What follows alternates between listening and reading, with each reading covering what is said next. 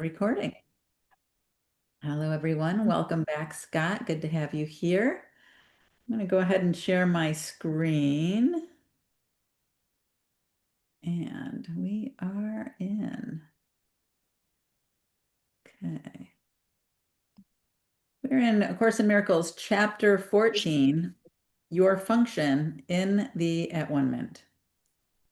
When you accept a brother's guiltlessness, you will see the At-One-ment in him. For by proclaiming it in him, you make it yours, and you will see what you sought. You will not see the symbol of your brother's guiltlessness shining within him while you still believe it is not there. His guiltlessness is your at-one-ment. Grant it to him, and you will see the truth of what you have acknowledged. Yet truth is offered first to be received, even as God gave it first to his Son.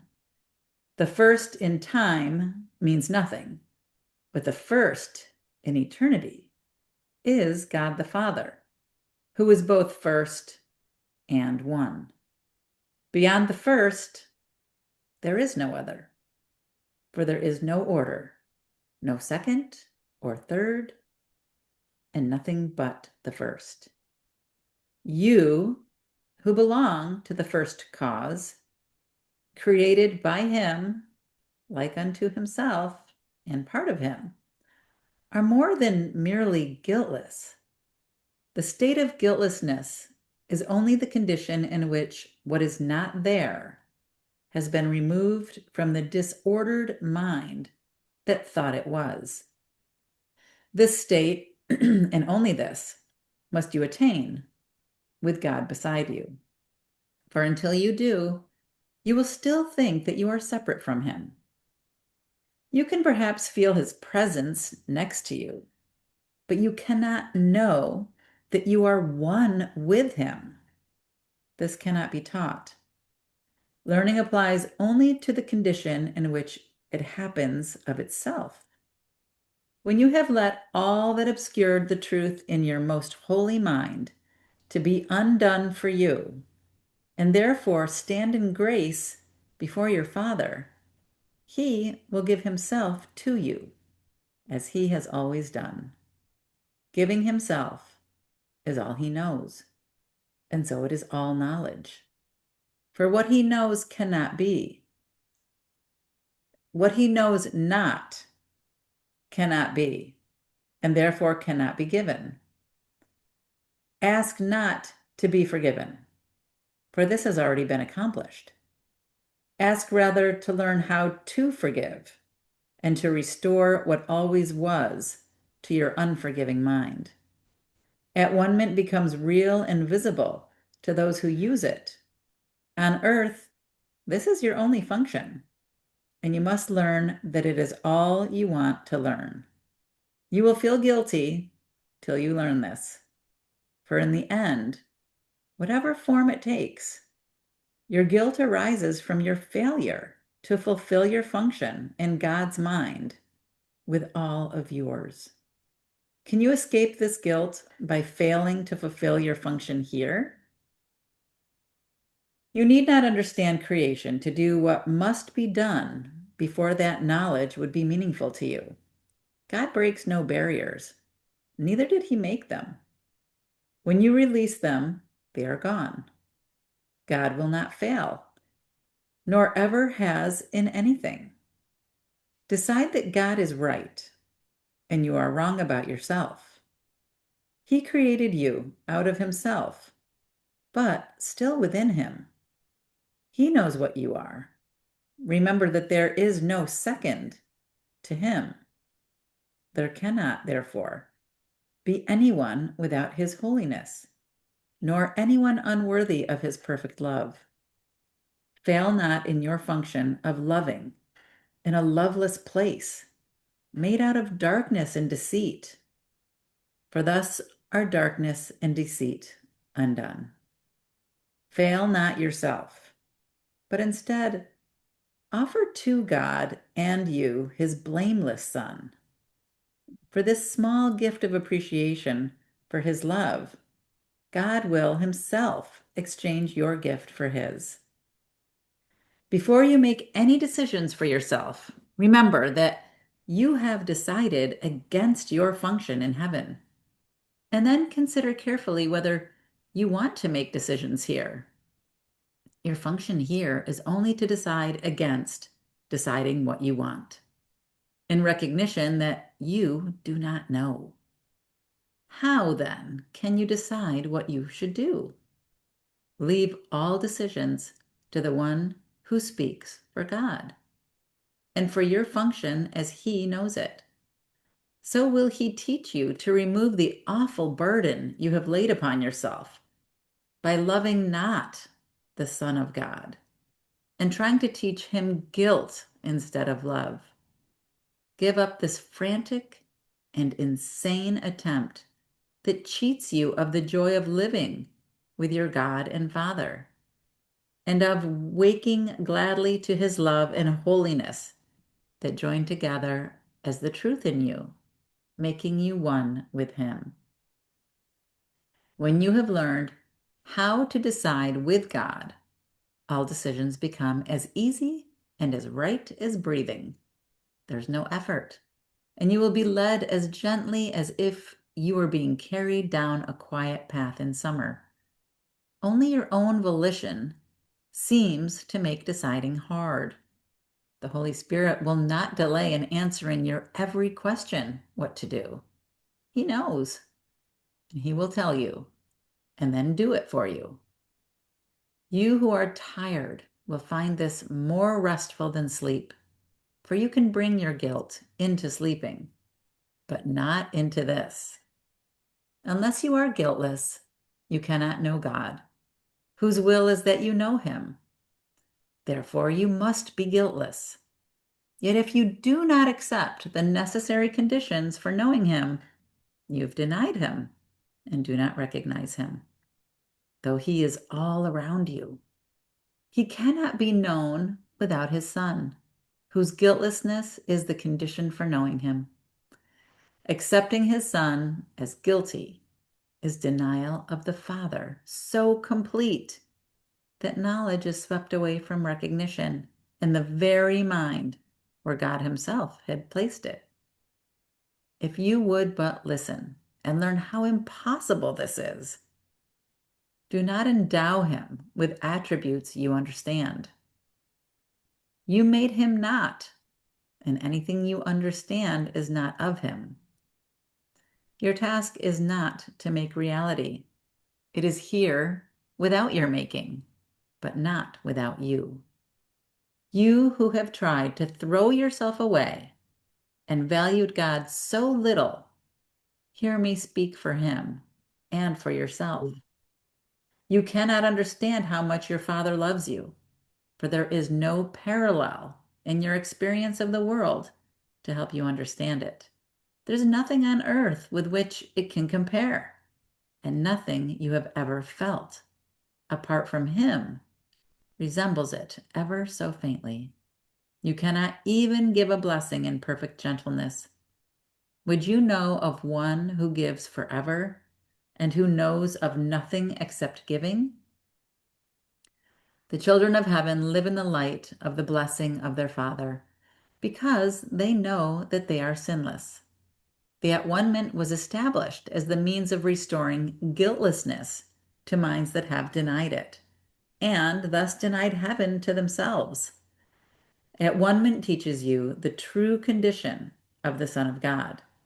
It does not teach you what you are or what your Father is.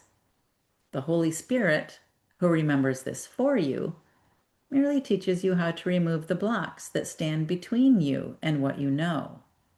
His memory is yours. If you remember what you have made, you are remembering nothing. Remembrance of reality is in him, and therefore in you. The guiltless and the guilty are totally incapable of understanding one another. Each perceives the other as like himself, making both unable to communicate, because each sees the other unlike the way he sees himself. God can communicate only to the Holy Spirit in your mind because only He shares the knowledge of what you are with God. And only the Holy Spirit can answer God for you, for only He knows what God is.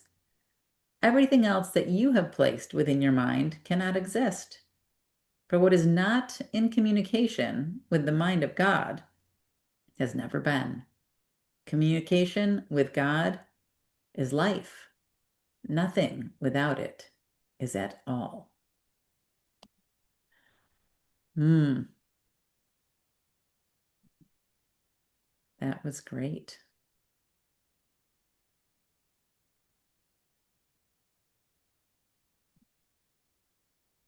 Anybody have any comments?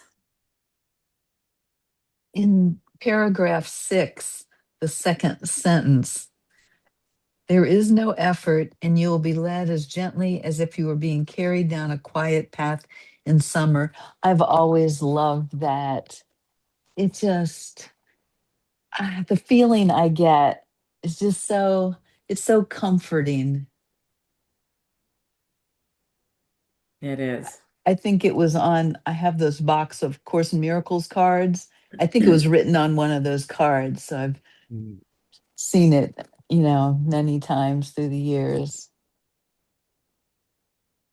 Yeah. So then the You know, question is, can we, any of us, trust that that is the quote unquote God's honest truth?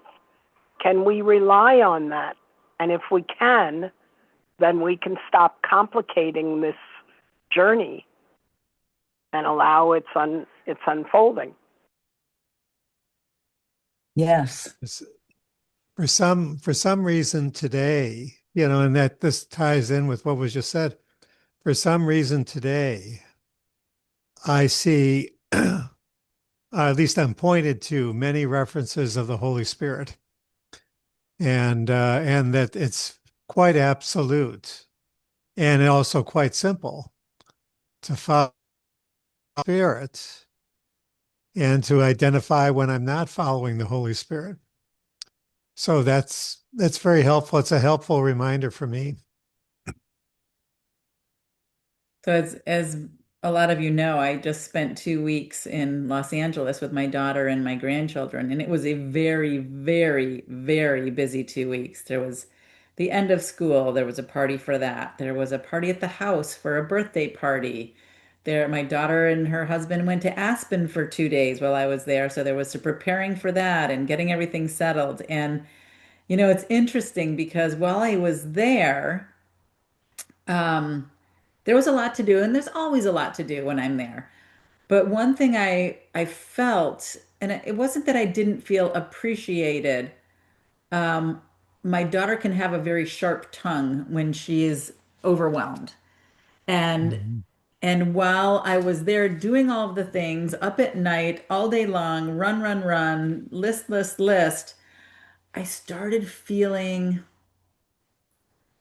I don't know if unappreciated is the word, but I guess that's part of it. Kind of like there was a lack of appreciation for all of the effort I was putting in. And the resentment started to grow, right? And I also was not doing my Course in Miracles lessons. Mhm, And mhm, because I was exhausted, number one, I was up all night. I had to start my day at 5:30 in the morning, run out to the kitchen, start making breakfast for the kids. I had 1.5-year-old that was running all over the place, getting into things. It had to be monitored constantly. Then a 3.5-year-old that's still working on jealousy with a 1.5-year-old. So it was just loud, loud, busy, busy, like mhm, just boom everywhere. Plus planning all these parties at the house. It was chaos, right?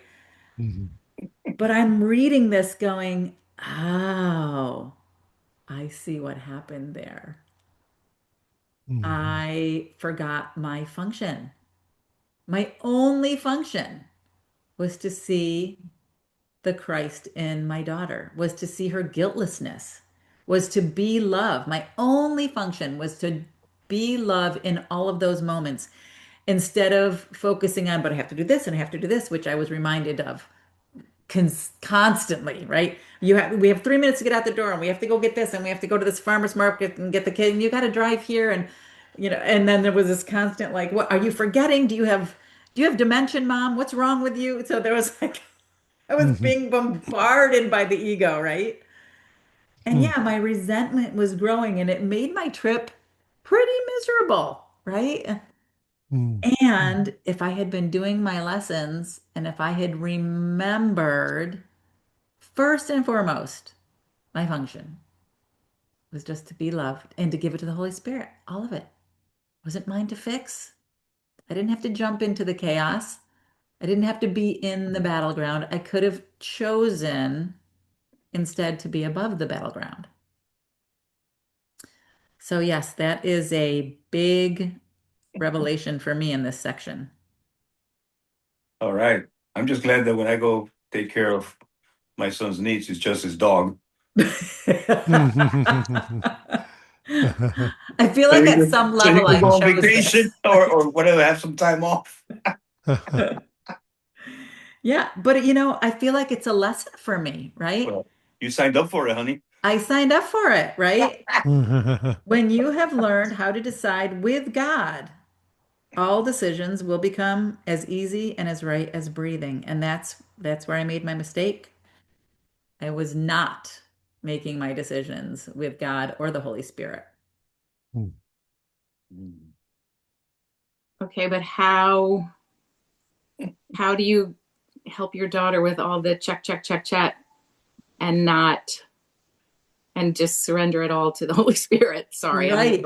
I think part of that Great is question. because I am a high functioning codependent, right? Yeah. And when I make everybody else's life better, it somehow protects me and my peace, right? Because it won't land back on my lap. And I've had to learn how to let go of all of that and just say, this is all part of the illusion. And maybe everything won't get done, and that's okay. But if I can do it with love, Mhm. doing less with love is going to be more helpful than doing all of it with resentment, Yeah, that makes right? yeah. So just showing up as love and helping to the best degree is Helping what. to, yeah, but yeah, being of service, showing up as love and being love and seeing the Christ in her instead of like you Yeah. know, Yeah. I could choose in that moment to say, okay, I see the Christ in you. I see your wholeness and the love within you that is God. It is real. The only thing that's real. Everything else Yeah. is part of the ego. And in that, who knows what could have changed? Who knows what could have transpired? And in that moment, maybe the list would have gotten smaller, Mm-hmm. right? Mm-hmm. Because there's always cause and effect. And if I could show up and be love, Yeah. then it would affect everything else. That's true. Yeah. So, hey, I asked for this, right? I wanted to learn how can I be love? Well, here you go. Be love now. So I think I know what you mean, but if you can expand on, you signed up for this, that sentence. Like, Okay, so at some point in my life early on, I said, what is this life? What is this world? Why am I here? What is the point? mm-hmm. Right? And when you ask those questions, God, the universe, gives you lots of opportunities to learn. Oh, you want to know why you're here? Here.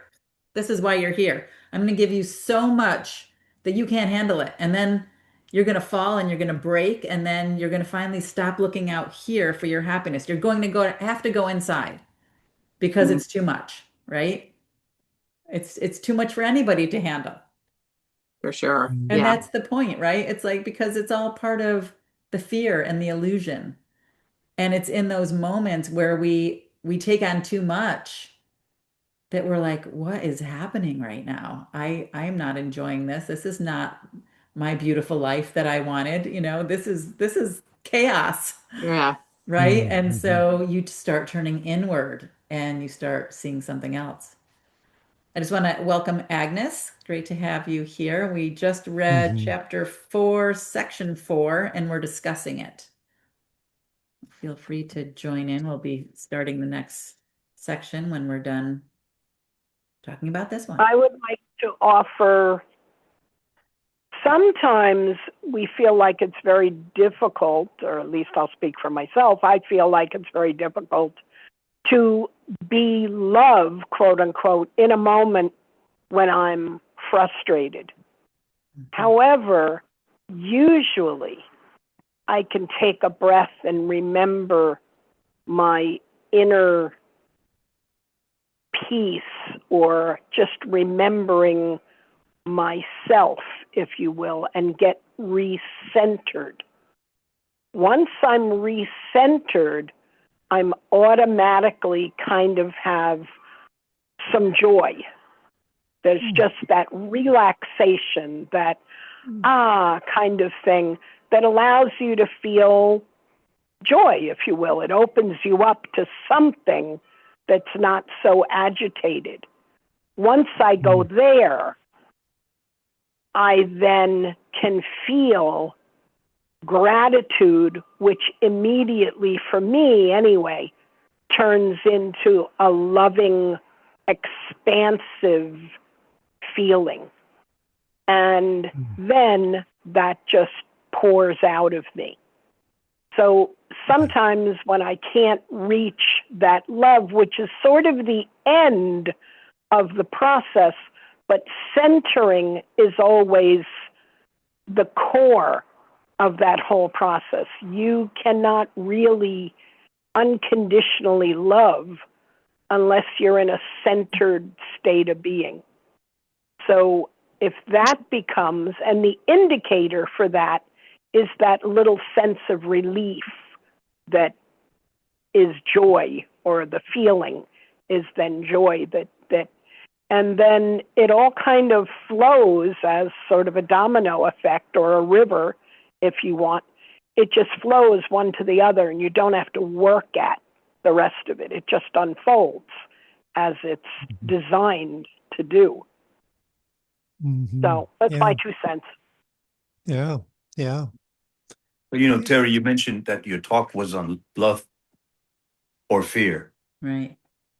And what I've been reading about lately is that they're not that they're codependent on each other, but that when we are in fear is because we've lost we have lack of love.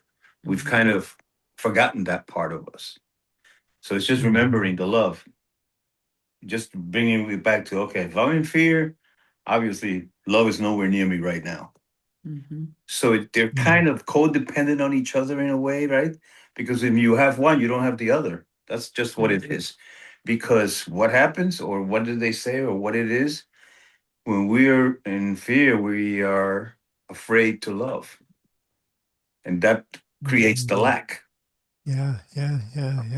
That simple, yet not, right? It's that simplicity right there. I mean, Yeah, feeds the lack. right. Yeah.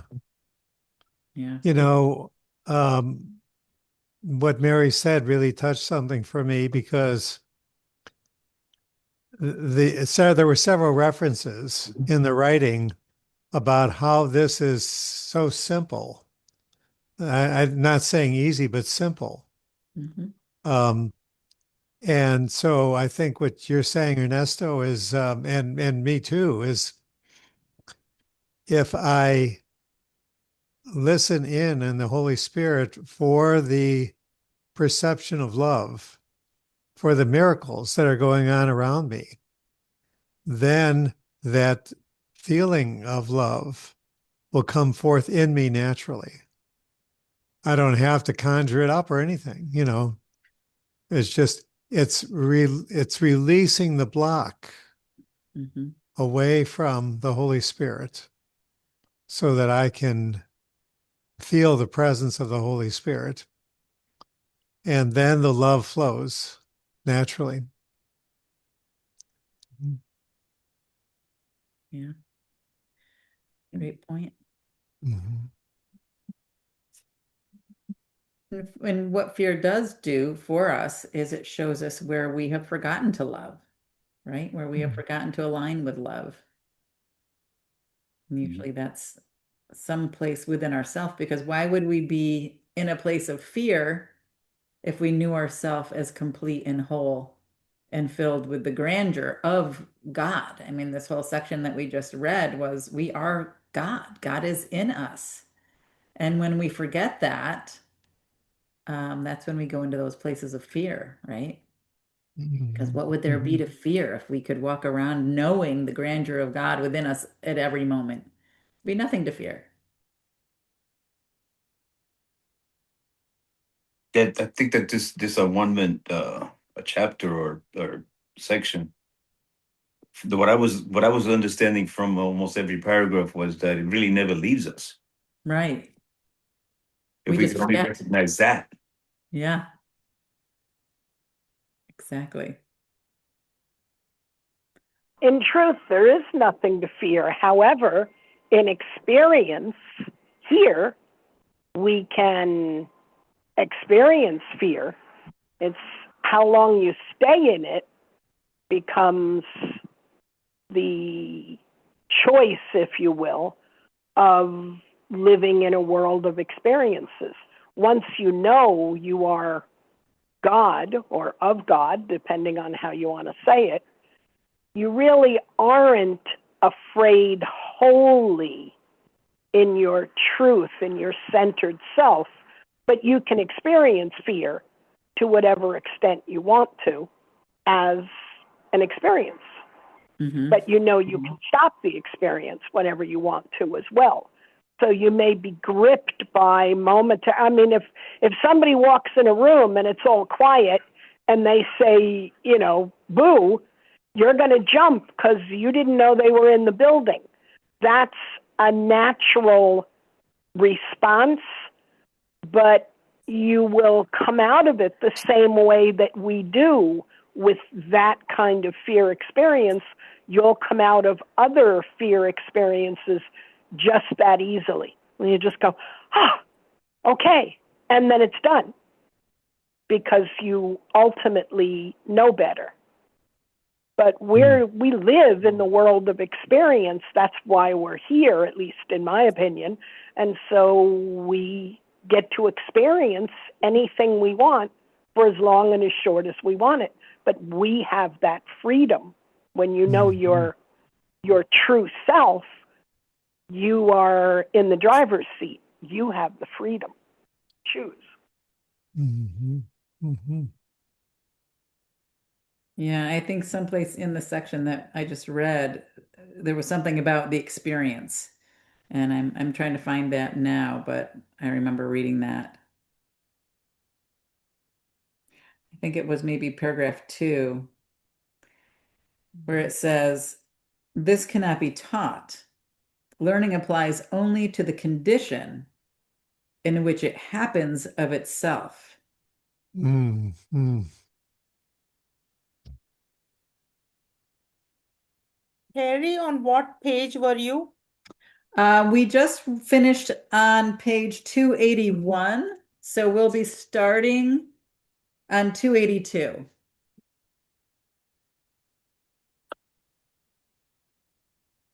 And again, it's great to have you here, Agnes. Thank you. Are you new to the course? I am new to the course. Okay. However, I just wanted to say something about experience of fear Mm-hmm. that Mary was talking about. And those physical fears of the example that she gave, like when somebody boos you, you are scared, those are pretty easy to overcome. Mm-hmm. But the fears that are sort of have made home in our spirit, in our emotions, those are the ones even to become aware and to this. And what Mary was saying is when you are in God, you are in God, then you don't have those fears. But I think we are sometimes, we move between these experiences of being in God, being in the world. Mm-hmm. Right. And fears come when we are in the world. So each time we have to move from that world to the God world. Yes. Right. That's a good point. The feeling of separation. Mm-hmm. Yeah. And the Course, I think the Course says several times that the root of all our fears is the fear of separation from God. Yeah. Mm. Great. Great talking points, everyone. Thank you so much. Does Mm. anybody else have anything they'd like to continue to share before we keep reading? All right, I'm going to share my screen again and we'll go on to the next section. The circle of at-one-ment. And I wanted to just tell Agnes, I do realize that this word is pronounced atonement. Yes. I prefer to pronounce it at-one-ment just because in my Okay. mind it makes more sense. Mm-hmm. The circle of at-one-ment. The only part of your mind that has reality is the part that links you still with God. Would you have all of it transformed into a radiant message of God's love to share with all the lonely ones who have denied Him? God makes this possible. Would you deny His yearning to be known? You yearn for Him as He for you. This is forever changeless. Accept then the immutable. Leave the world of death behind and return quietly to heaven. There's nothing of value here and everything of value there. Listen to the Holy Spirit and to God through him. He speaks of you to you. There is no guilt in you, for God is blessed in his Son as the Son is blessed in him.